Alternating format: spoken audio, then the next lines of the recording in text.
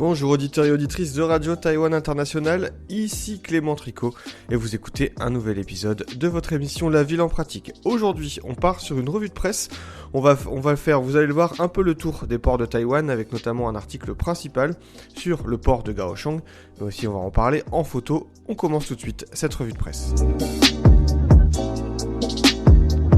La renaissance d'un vieux port centenaire à Taïwan, le port de Kaohsiung. C'est un article qu'on doit au magazine Commonwealth, un excellent magazine qui parle très souvent d'économie. Et dans cet article, eh bien, ils font un zoom sur ce port de Kaohsiung qui a connu effectivement une révolution. C'est un port industriel connu traditionnellement comme le centre du fret maritime à Taïwan et aussi de l'industrie, on va dire plutôt lourde. Et bien au cours des dernières décennies, l'article commence par ça, le port a connu un rajeunissement en tant que centre culturel avec beaucoup de nouveaux éléments d'architecture iconiques, un nouveau centre des congrès, une rénovation des parties un peu industrielles pour en faire des lieux de culture, d'art, d'artisanat, etc. Eh bien, le magazine examine cette ville et en fait un long article. C'est assez rare d'avoir un article de ce magazine autant ciblé sur une ville et autant, on va dire, un petit peu en détail.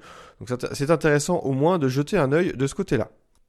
On saute un peu les premiers articles avec des témoignages de résidents. Allons directement au centre essentiel, ce qui me paraît le point le plus intéressant dans l'article. Je vous lis juste un passage. Historiquement qualifié de désert culturel, Kaohsiung est désormais devenu un centre culturel grâce à des événements tels que le Megaport Festival, un gros événement musical, ou encore le Centre National des Arts de Kaohsiung. Vous savez, ce Wei-wing, une espèce de grand bâtiment qui a des allures un petit peu de vaisseau spatial.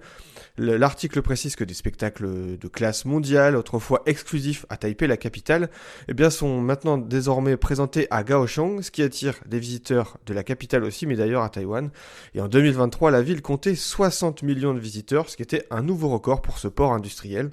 Et quand on est sur place, effectivement, c'est difficile d'imaginer qu'auparavant, eh bien, ce grand lieu un peu musical animé à Kaohsiung abritait autrefois les quais 11 à 15 du port de Kaohsiung qui étaient séparés de la ville par des murs très hauts. Il fallait bien séparer les espaces, on va dire, résidentiels et commerciaux, des espaces industriels avec une rupture qui était assez nette et donc physique. Autre élément iconique que vous avez certainement vu aussi dans beaucoup d'images sur les réseaux sociaux ou dans les magazines taïwanais ou même sur les articles de Radio Taïwan International, le centre de la musique pop qui rappelle ces éléments un petit peu marins qui est censé rappeler notamment des coquillages, etc. Vous savez, une espèce de grand bâtiment blanc un peu en forme de L avec une iconographie, un vocabulaire marin dans son architecture. Et justement, l'article le précise, aujourd'hui la zone portuaire abrite ce centre musical de Kaohsiung en forme, on va dire, de vague, et le terminal portuaire aussi qui est en forme, disons, de queue de baleine, c'est comme ça que c'est vendu, même si, bon, il faut avoir un petit peu d'imagination. Et le tout est entouré d'un port de plaisance, de bars, qui vont venir rivaliser avec des ports comme, attention l'article, c'est l'article qui le dit, comme Sydney ou carrément Singapour. Eh bien, pour le conseiller municipal du Kuomintang qui est cité dans l'article, Huang Po-lin, eh bien, ce dernier n'aurait jamais imaginé le jour où il pourrait se promener tranquillement le long des quais. Et effectivement, quand vous discutez avec des résidents de Kaohsiung qui ont vécu là depuis longtemps et qui sont là peut-être depuis 50, 60 ans, eh bien on vous parle de l'odeur, de la pollution qu'il y avait à cause de la présence de ces industries. Aujourd'hui, ça n'a plus rien à voir et on n'imaginerait pas ce passé aussi lourd d'un point de vue industriel et on n'imagine pas aussi tout le travail qui a été fait pour renouveler ce port. L'idée de renouveler ce port vers plus d'activités, on va dire, culturelles et touristiques, eh bien, ça a été un peu lancé dans les années 2008. À l'époque, c'était le président Chen Shui-bian qui avait approuvé la construction de ces différents équipements culturels et musicaux, donc que ce soit à Taipei ou à Kaohsiung. Ça ne s'est pas fait sans remous politique, mais je vous passe un peu les détails. Et cette décision semble pour l'instant assez intéressante, puisque si le port de Kaohsiung était l'un des ports les plus importants d'un point de vue industriel au monde, et donc aussi pour Taïwan, eh bien avec l'ouverture de la Chine par exemple, avec des ports comme Shanghai ou Shenzhen, eh bien ce développement a entraîné forcément un déclassement du port de Kaohsiung, et il a fallu se poser des questions sur que faire d'une ville portuaire aussi importante face à la concurrence mondiale des autres ports, notamment en Asie.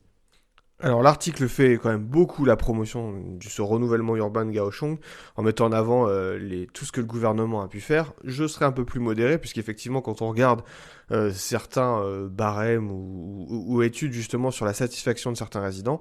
Mais l'article en parle aussi sur le côté un petit peu économique. La ville était souvent considérée quand même vieille et pauvre encore en 2018. Et donc il y a ces questions à se poser sur l'avenir de la ville, mais on se rend compte que Kaohsiung, malgré cette transition culturelle et touristique, continue à réussir à attirer certaines grandes industries, et notamment les semi-conducteurs de TSMC qui ont décidé de créer une usine à Kaohsiung, car savoir attirer aussi des industries sera aussi un enjeu de cette ville de Kaohsiung. Là où l'article aurait pu peut-être aller un peu plus loin dans le questionnement de ce renouvellement urbain, c'est que la ville dans le sud de Taïwan est comme les autres confrontée à des graves crises, notamment par rapport à l'eau ou à l'environnement, à la pollution de l'air, etc. Et il y a peu de, on va dire, de choses qui ont été trop creusé dans cet article sur ces aspects-là, on peut pas parler de tout non plus, mais en tout cas, ce renouvellement, si on enlève forcément un petit peu d'industrie, on aura effectivement un peu moins de pollution atmosphérique, de gaz à effet de serre. Néanmoins, le problème de l'eau restera toujours important, notamment si on va attirer des entreprises comme TSMC, des semi-conducteurs, qui sont de gros utilisateurs d'eau. En tout cas, Kaohsiung n'a pas terminé, à mon avis, sa transformation. Le ministère de la Culture taïwanais a annoncé l'ouverture en 2026 d'un centre de l'architecture, une information qu'on doit à Taïwan Info, et effectivement cette annonce avait été faite un petit peu avant la journée internationale des musées, et c'est à cette occasion que le ministre de la Culture a présenté lors d'une conférence de presse, en insistant justement que sur la qualité et la quantité des musées du pays reflétaient les prouesses culturelles de Taïwan. N'en faisons pas trop tout de même. Il a ensuite annoncé la création justement d'un centre d'architecture au sein du parc du département des chemins de fer du National Taiwan Museum, dont l'inauguration est prévue en 2026. Alors ce parc du département des chemins de fer, vous savez, ça se trouve dans la capitale à Taipei. Donc le ministre a exprimé l'espoir que grâce à ce nouveau centre, les visiteurs pourront être témoins de l'évolution de l'architecture taïwanaise. Si vous écoutez l'émission La Ville en pratique ou si vous vous souvenez de la pierre de la semaine dans On en parle à Taïwan sur RTI, vous savez qu'ici on défend un petit peu la qualité et les évolutions de l'architecture à Taïwan. On ira forcément d'une manière ou d'une autre de visiter un jour ce centre culturel et architectural donc. Le gouvernement réaffirme l'objectif de 10 millions de visites de touristes étrangers à Taïwan cette année, entre autres informations reprises par Taïwan Info. Et justement, c'est intéressant, on parlait de la révolution culturelle du port de Kaohsiung, là on parlait de ses envies de mettre en avant les musées taïwanais. L'objectif à Taïwan, c'est de miser toujours encore plus sur le tourisme, notamment à la fois pour faire connaître le pays, mais aussi un peu pour essayer de booster l'économie. Souvenez-vous même, dans la précédente revue de presse, on avait aussi parlé de l'ouverture à Paris d'un bureau du tourisme, en tout cas d'une espèce d'office de tourisme taïwanais à Paris. On sent qu'il y a des efforts qui sont faits pour essayer d'atteindre cet objectif, donc je le rappelle, des 10 millions de visites de touristes étrangers à Taïwan en 2024.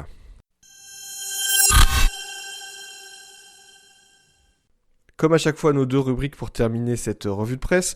Alors, cette fois-ci, il n'y aura pas, on va dire, de livres du mois. Il y aura plutôt des photos du mois, si je peux m'exprimer ainsi. Je vous invite à lire le magazine Taïwan Panorama, avec un article notamment avec des photographies de ports taïwanais faits par des photographies qui ont été prises par des lecteurs de Taïwan Panorama. Alors c'est très très intéressant, c'est très beau, ça peut montrer un peu cette diversité des ports. Alors moi j'adore les ports taïwanais, à la fois pour parfois cette architecture un petit peu bordélique si on peut dire, mais aussi pour toutes les cultures et les croyances, mais aussi pour toute l'activité industrielle, portuaire qui peut s'en dégager.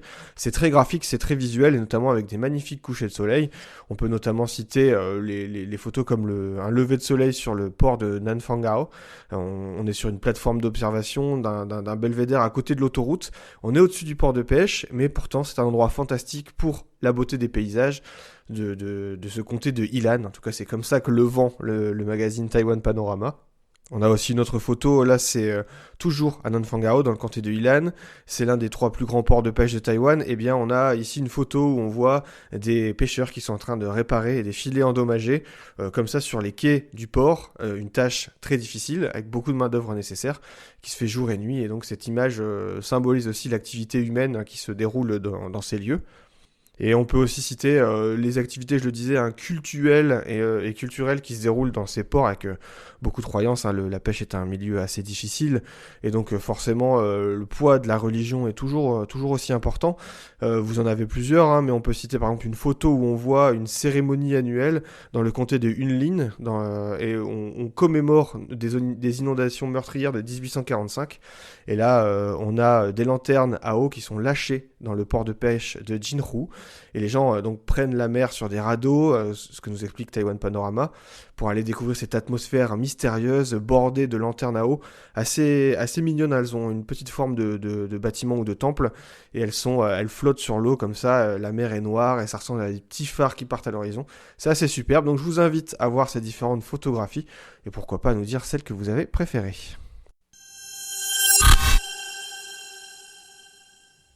Et on va terminer cette revue de presse d'architecture et d'urbanisme avec, pour une fois, ni un lieu ni un bâtiment qui se trouve à Taïwan, mais un lieu qui se trouve en Chine. Nous sommes le 4 juin, et donc nous allons parler de l'architecture, en tout cas au moins rappeler l'existence de la place à Tiananmen. Je vous renvoie vers un article de l'Express, mais c'est une reprise de l'AFP, qui est titré que la répression de Tiananmen ne sera pas oubliée. C'est ce qu'a affirmé le nouveau président taïwanais Lai Ching-te. L'architecture et notamment ces grands espaces publics que peuvent être des places, sont souvent des symboles de lutte, d'opposition. Et la place Tiananmen est un lieu particulier à l'échelle mondiale, et notamment donc pour la Chine, et donc par rapport à ce qui s'était passé il y a 35 ans. Le 4 juin 1989, la Chine avait envoyé des troupes et des chars contre des manifestants pro-démocratie et pacifiques au niveau de la grande place centrale de Pékin pour mettre fin à des semaines de protestations qui appelaient donc à un changement politique. C'est comme ça que l'explique l'article de l'AFP, qui précise que des centaines de personnes, voire plus d'1 millier, selon certaines estimations, ont été tuées. Et forcément, cet anniversaire de cet événement tragique résonne à Taïwan. Et donc, l'architecture du mois, cette fois-ci, est l'occasion de rappeler la mémoire de ces différentes victimes qui se battaient pour une chose aussi simple qu'un besoin de démocratie ou la liberté d'expression. Merci auditeurs et auditrices de Radio Taïwan International d'avoir écouté cette émission La Ville en Pratique, présentée par moi-même, Clément Tricot. On se donne rendez-vous d'autres mardis pour de nouvelles émissions, La Ville en Pratique ou donc Relations Taïwan-France. N'hésitez pas à vous abonner au podcast, j'ai un secret à vous dire, ils sont réparés, ils refonctionnent. C'est disponible sur les différentes plateformes de diffusion des podcasts. Moi je vous dis à bientôt, portez-vous bien.